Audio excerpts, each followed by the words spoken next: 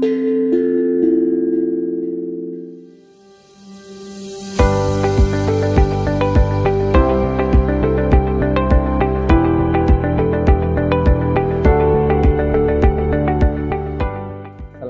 warahmatullahi wabarakatuh. Perkenalkan, saya Basuki, salah satu dosen di program studi ilmu tanah Fakultas Pertanian Universitas Jember. Pengembangan mata kuliah genesis, morfologi, dan klasifikasi tanah yang diselenggarakan oleh program studi ilmu tanah Fakultas Pertanian Universitas Jember merupakan salah satu mata kuliah wajib, di mana mata kuliah ini mengembangkan kompetensi keahlian dan aplikasi dalam sains tanah yang mendukung visi program studi ilmu tanah, terutama yaitu visi unggul di bidang pengelolaan sumber daya lahan bertanah vulkanis secara berkelanjutan, dan mendukung profil lulusan, terutama profil lulusan 2 yaitu perencanaan pengelolaan sumber daya lahan, dan profil lulusan 4 yaitu surveyor tanah. SKS yang dibebankan pada mata kuliah ini, mata kuliah genesis, morfologi, dan klasifikasi tanah, yaitu 2:1, di mana 2 ini merupakan tatap muka dan 1 merupakan praktikum. CPL yang dibebankan pada mata kuliah ini yaitu CPL pertama, yaitu mampu menginterpretasikan karakteristik tanah dan atmosfer sebagai sistem penunjang kehidupan.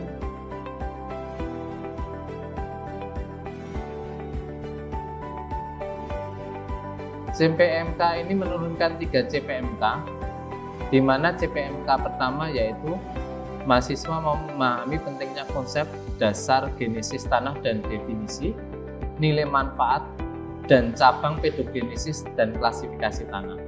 Kedua, CPMK-nya yaitu mengidentifikasi konsep, faktor-faktor pembentuk tanah dan proses, mekanisme pelapukan dan jenis meliputi pelapukan fisik, kimia maupun biologi, morfologi tanah, horizon tanah seperti horizon utama dan horizon tambahan.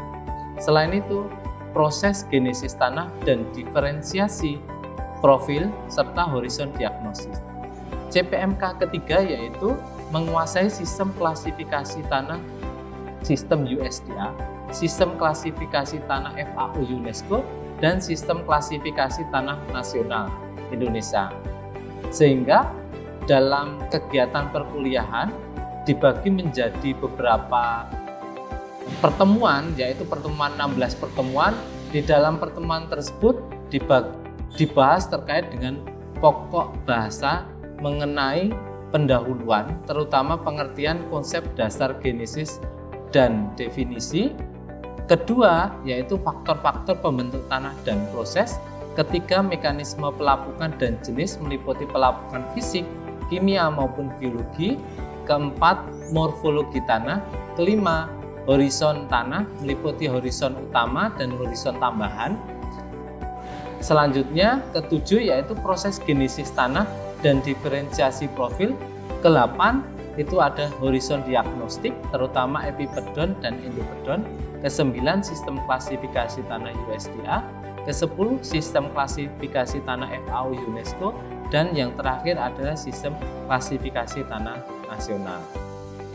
Dalam mendukung kegiatan proses pengajaran ini, beberapa metode yang digunakan meliputi project based learning, di mana project based learning ini memiliki persentase itu 70%. Yang kedua yaitu penilaiannya melalui ujian akhir semester, memiliki beban 30%, di mana project based learning CPMK yang dibebankan meliputi CPMK 2 dan 3, sedangkan ujian akhir semester itu CPMK 1. Media yang digunakan untuk menilai itu melalui diskusi, studi kasus, kegiatan lapang, dan ujian tulis.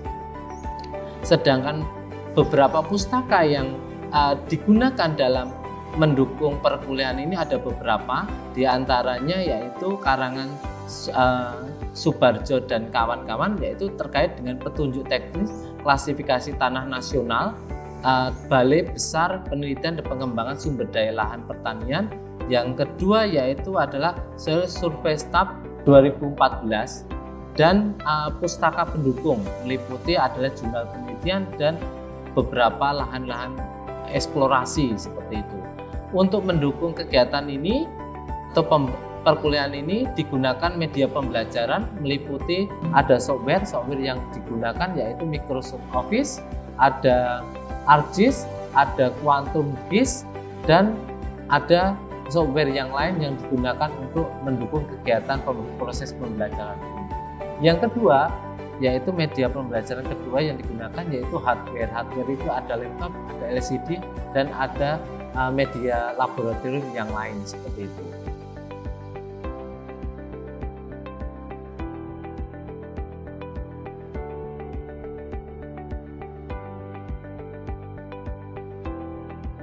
Sudah kumpul semua ya ini ya? Sudah, Pak. Ya, Assalamualaikum warahmatullahi wabarakatuh. Waalaikumsalam warahmatullahi wabarakatuh. Sebelum kita mulai perkuliahan hari ini, mata kuliah Genesis, Morfologi dan Klasifikasi Tanah, alangkah baiknya kita berdoa dulu. Mungkin ada yang bisa memimpin?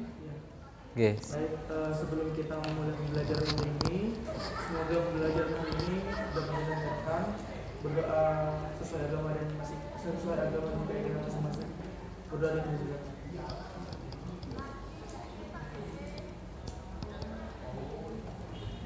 Berdoa dulu. Oke, terima kasih yang sudah mewakili. Untuk hari ini pertemuan berapa? 4, 5 ya? 5 ya? 4, 5 ya? Atau 5. Untuk pertemuan 5 kita akan belajar terkait dengan morfologi tanah dan horizon diagnostik ya.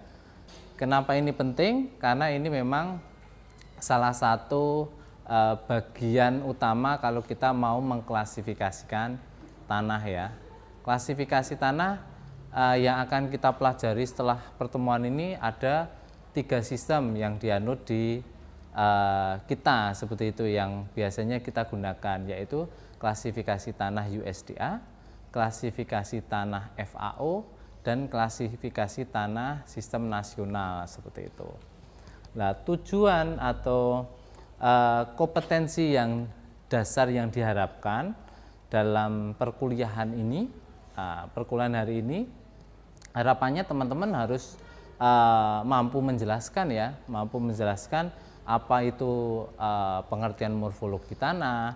Lalu teman-teman mahasiswa harapannya dan harusnya dapat mengidentifikasi dan menjelaskan apa itu profil tanah, apa itu pedon, apa itu polipedon, apa itu horizon, atau lapisan tanah ya. Lapisan tanah itu lapisan-lapisan yang ada di dalam tanah yang biasanya itu digunakan untuk menentukan horizon diagnostik.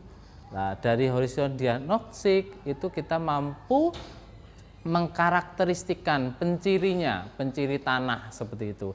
Baru nanti kita bisa mengklasifikasikan tanah. Kalau kita sudah bisa mengklasifikasikan tanah, kita bisa nanti tanah itu bisa digunakan untuk apa seperti itu ya. Jadi untuk kegiatan apa sehingga kita mampu mengevaluasi baik itu kelemahan, kelebihan, nanti untuk tanaman tertentu seperti itu. Lanjut di dalam klasifikasi tanah atau kita mengidentifikasi morfologi tanah, ada beberapa karakter sifat yang harus kita pelajari sehingga kita bisa menentukan morfologi tanah itu sendiri. Yang pertama yaitu warna tanah, yang kedua tekstur, yang ketiga adalah struktur, lalu ada kepadatan, kepadatan atau porositas, ada gerakan tanah, reaktivitas koloid, mineral dan organik, dan yang terakhir itu adalah kemasaman tanah dan pH tanah. Ada yang bisa menceritakan enggak ini apa yang mempengaruhi faktor warna tanah? Faktor warna tanah, silakan. Faktor-faktor yang mempengaruhi warna tanah? Mungkin ada beberapa itu yang mempengaruhi warna tanah itu ada drainase. Drainase ya. Ada potensi tergenangnya air. Ya. Kemudian akumulasi bahan organik pada tanah. Ya. kemudian unsur hara dan kehilangan identifikasi. Iya, mungkin ada beberapa lagi ya, mungkin bahan induk itu juga mempengaruhi. Bahan induk apakah itu dari vulkanik, mungkin dari sedimentasi, atau bahan tambahan yang lain, sehingga itu mampu mempengaruhi warna tanah. Nah, warna tanah itu kalau kita lihat di layar, itu kan lihat toh ada warna coklat, ada warna putih, ada warna abu-abu seperti itu.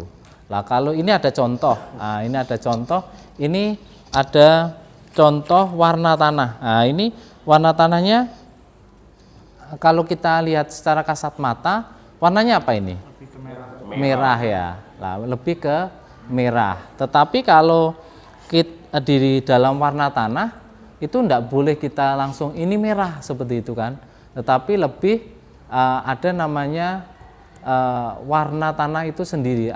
Kita harus mengamati melalui apa? Munsel ya, mansel. Ada yang bisa mengidentifikasi di sini? Mungkin ada teman-teman yang bisa saya minta bantuan, caranya seperti apa sih? Oh ya, Fikri silakan. Teman-teman mungkin bisa juga belajar, saya juga belajar di sini untuk mengidentifikasi warna tanah. Sebenarnya cukup mudah. Yang pertama kita harus menentukan warna utama terlebih dahulu dari sampel tanah yang sudah kita ambil, dan sebaik-baiknya sampel itu harus yang benar-benar memiliki warna karakteristik aslinya, jadi tidak basah dan juga tidak terlalu kering. Nah, untuk contoh tanah yang di sini itu bisa dimasukkan dulu ke dalam kertas supaya tidak mengotori buku hasilnya. Lalu bisa kita cari untuk warna utamanya atau hue-nya itu masuk kemana. Misal di sini yang sangat sesuai di sini saya lihat itu yang hampir sama, ini bisa dimasukkan saja. Yang hampir sama itu adalah 2,5 YR. Nah, di sini kita bisa mengetahui untuk 2,5 YR itu untuk value-nya itu masuk ke berapa, yaitu 5 di sini. Lalu juga dicocokkan untuk kromanya atau intensitas cahayanya itu berapa, di sini masuknya ke 6. Lalu tinggal diluruskan ke dalam soil color chart-nya itu sendiri. Nah, di sini ada 2,5 YR dengan value dan juga kroma itu sebesar 5,6. Maka di sini dapat ditentukan bahwasanya warna itu adalah red. Warna tanahnya di sini warnanya red. Jadi kurang lebih untuk menentukan warna tanah menggunakan buku mansel itu seperti ini, cukup mudah. Oke, ini Fikri sudah ini ya menjelaskan atau caranya seperti itu ya. Ini sudah benar. Mungkin teman-teman ada yang belum mengetahui? Sudah ya, sudah. Jadi sangat mudah. Kita tinggal menggunakan buku warna tanah ya, buku warna tanah. Ini bisa digunakan di lapang seperti itu. Tidak hanya warna tanah yang merah saja ya, mungkin kita di lapang juga bisa melihat warna tanah itu sangat banyak seperti itu, tergantung dengan pembentukannya, genesisnya seperti itu. Ada beberapa warna tanah itu tadi sudah disebutkan oleh Bayhaqi, hasil dari penggenangan ya kondisi penggenangan redox. Nah, nanti akan ditemukan kondisi ini akibat atau secara fisik itu bahwasanya warnanya itu menunjukkan ada bercak. Nah, ini adalah kondisi tergenang seperti itu ya. Warna-warna yang tergenang, ada bercak warna merah di tanah seperti itu. Nah, ini adalah salah satu bahwasanya mengindikasikan bahwa tanah itu drainasenya itu adalah terhambat seperti itu ya. Nah, kalau kita ke lapang, selain tadi kita belajar terkait dengan warna, lalu tekstur, ada struktur. Lah, kita di dalam tanah ada namanya horizon ya. Ada yang bisa menyebutkan horizon yang biasa umum ditemukan di dalam tanah? Kirana, silahkan Kirana. Yang biasa ditemukan itu ada horizon O, horizon A, horizon E, horizon B, horizon C, dan horizon R. Oke, ada berapa tadi? Horizon O? Ada horizon O, horizon A, horizon A, horizon E, B, C sama R. Horizon B itu horizon apa? Horizon B ini horizon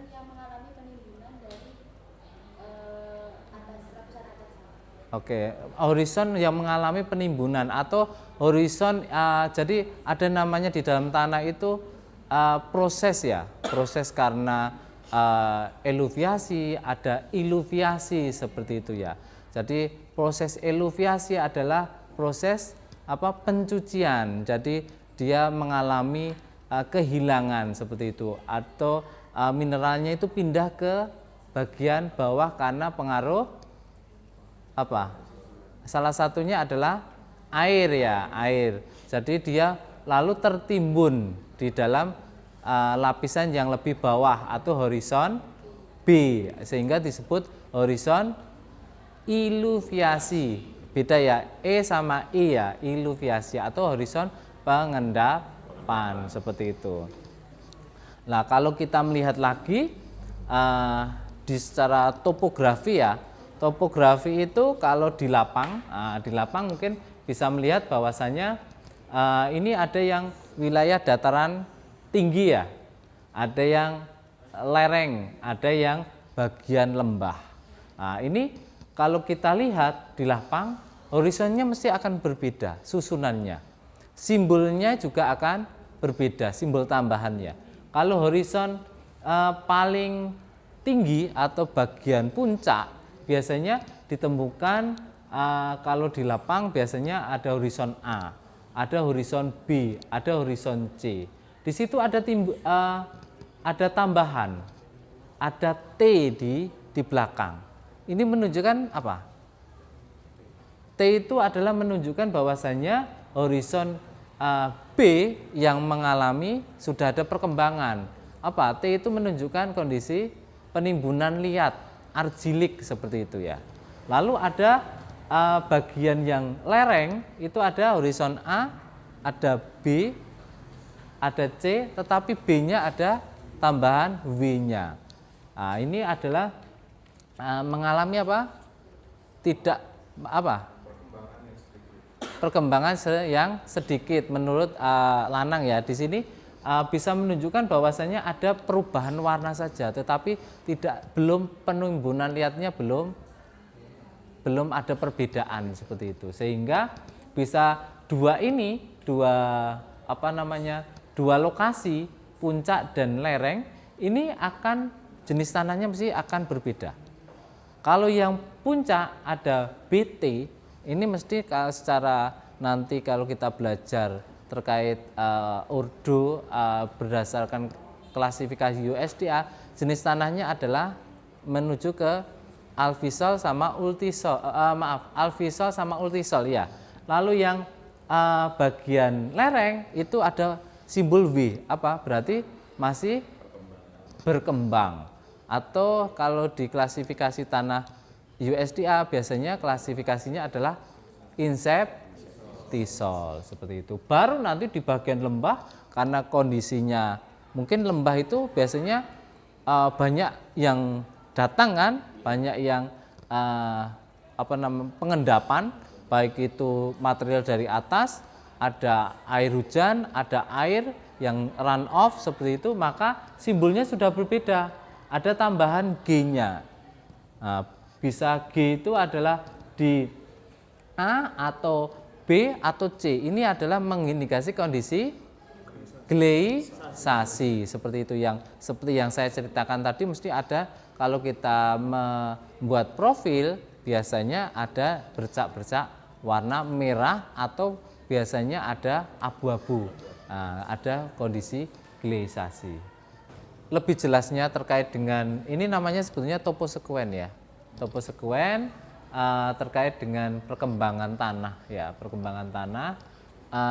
Untuk lebih jelasnya kita lihat di luar ada peta topografi ya, peta timbul, peta topografi yang hanya ada 2 di Indonesia. Di sini di program studi ilmu tanah Fakultas Pertanian Universitas Jember dan Pusit Koka seperti itu. Dan di sana juga ada, nanti kita bisa melihat monolit atau profil tanah yang diawetkan seperti itu ya. Seperti itu. Mungkin menyingkat waktu kita keluar ya. Okay.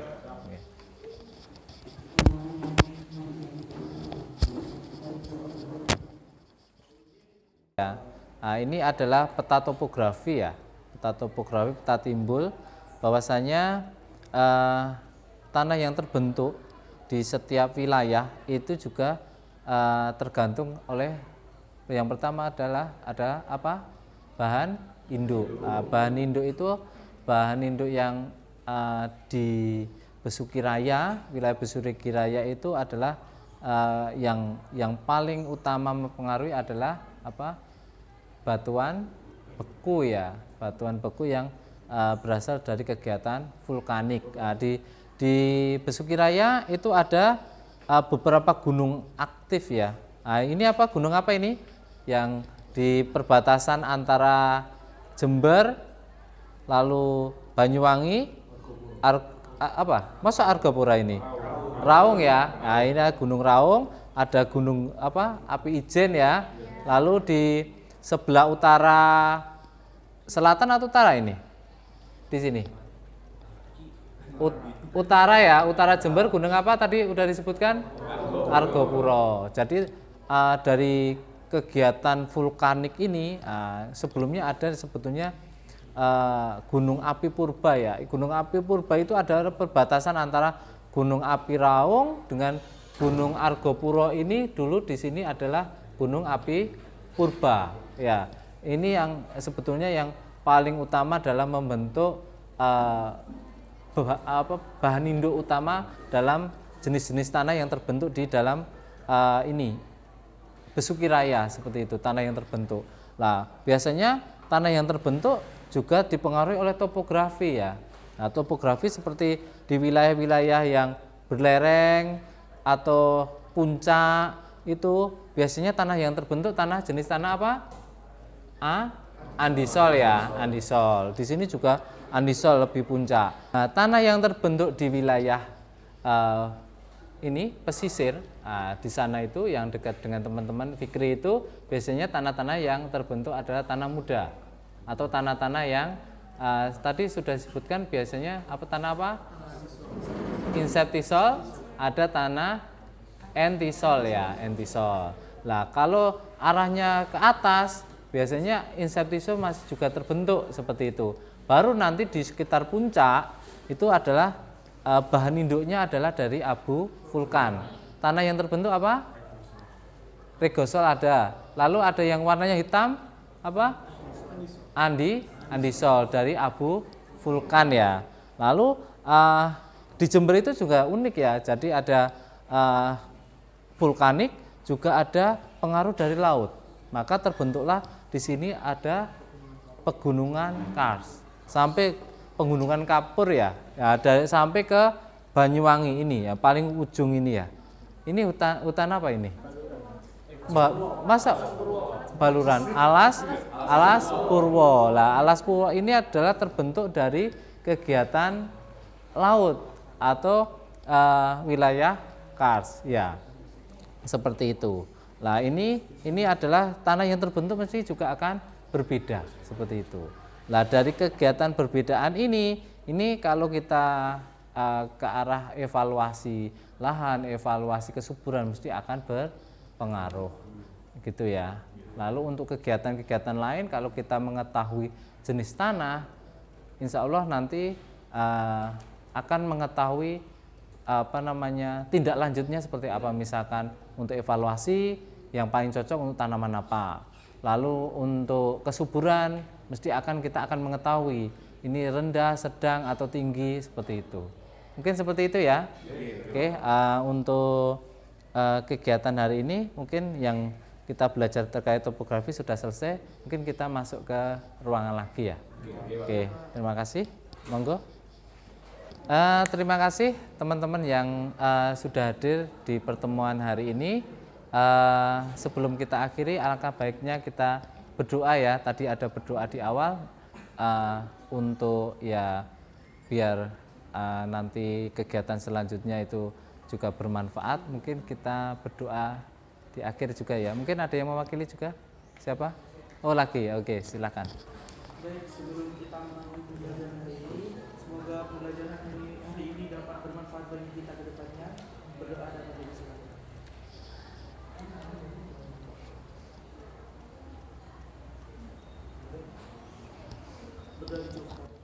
Oke, terima kasih yang telah memimpin doa. Saya akhiri ya untuk hari ini. Assalamualaikum warahmatullahi wabarakatuh. Waalaikumsalam.